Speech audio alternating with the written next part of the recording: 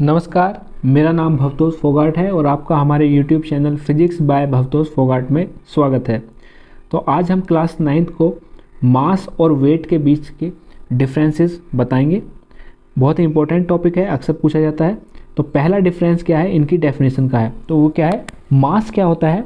ये होता है मेजर ऑफ इट्स इनर्शिया। तो इनर्शिया की हमने बात की थी पहले। इनर्शिया क्या होता है? इनर्शिया होता है किसी ऑब्जेक्ट की वो टेंडेंसी जो उसे अपनी पोजीशन को चेंज ना करने दे। यानी अगर कोई बॉडी रेस्ट पर है तो रेस्ट पर रहना चाहेगी, और मोशन में है तो मोशन में रहना चाहेगी। और जिस ऑब्जेक्ट का मास जितना ज़्यादा होता है उसका इनर्शिया उतना ही फालतू होता है। ऐसा हमने मोशन चैप्टर में पढ़ा था। तो मास क्या हो गया? मेजर ऑफ इट्स इनर्शिया, यानी जितना उसका इनर्शिया है उसका माप कहलाता है मास। अब वेट क्या होता है? वेट होता है जिस फोर्स से अर्थ किसी ऑब्जेक्ट को अपनी तरफ अट्रैक्ट करती है। यानी जिस फोर्स से पृथ्वी किसी चीज़ को अपनी तरफ खींचेगी, हम उसे कहते हैं वेट। तो पहला डिफरेंस हुआ इनकी डेफिनेशन का कि मास हो गया मेजर ऑफ इट्स इनर्शिया, और वेट हो गया जिस फोर्स से पृथ्वी किसी चीज़ को अपनी तरफ खींचती है, उसे हमने वेट कहा। दूसरा इनका सिंबल, जो मास है उसे हम डिनोट करते हैं स्मॉल m से, और जो वेट है उसे हम डिनोट करते हैं कैपिटल W से।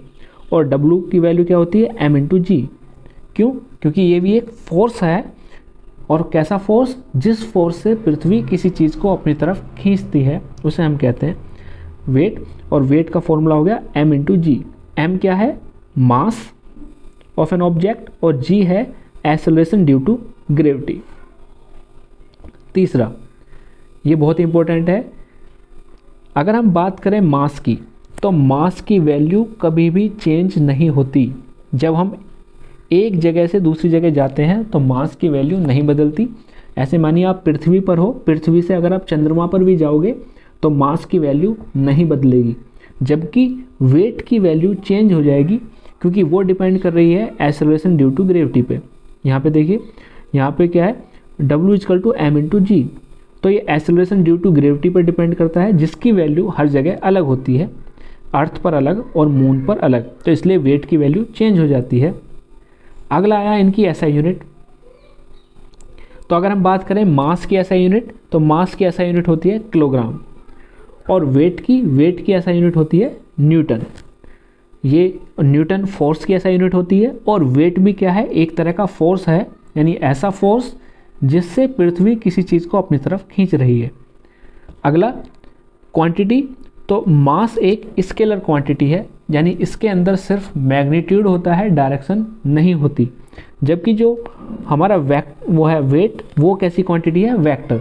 इसके अंदर मैग्नीट्यूड और डायरेक्शन दोनों चीज़ होती हैं, तो इसे हम कहते हैं वेक्टर क्वांटिटी। तो 5 डिफरेंस है। पहला इनकी डेफिनेशन का, मास होता है मेजर ऑफ इट्स इनर्शिया, और वेट होता है जिस फोर्स से पृथ्वी किसी चीज़ को अपनी तरफ खींचती है, उसे हम कहते हैं वेट। मास को डिनोट करते हैं स्मॉल m से, वेट को डिनोट करते हैं कैपिटल W से, और इसका फॉर्मूला होता है m/g। m mass of object और small g acceleration due to gravity. Mass की वैल्यू एक जगह से दूसरी जगह जाने पे कभी भी चेंज नहीं होती, जबकि वेट की वैल्यू चेंज हो जाती है। मास की SI यूनिट किलोग्राम होती है और वेट की न्यूटन। मास एक स्केलर क्वांटिटी है और वेट एक वेक्टर क्वांटिटी है। तो ये डिफरेंस थे मास और वेट के बीच में। तो आज की वीडियो में इतना ही। वीडियो देखने के लिए धन्यवाद।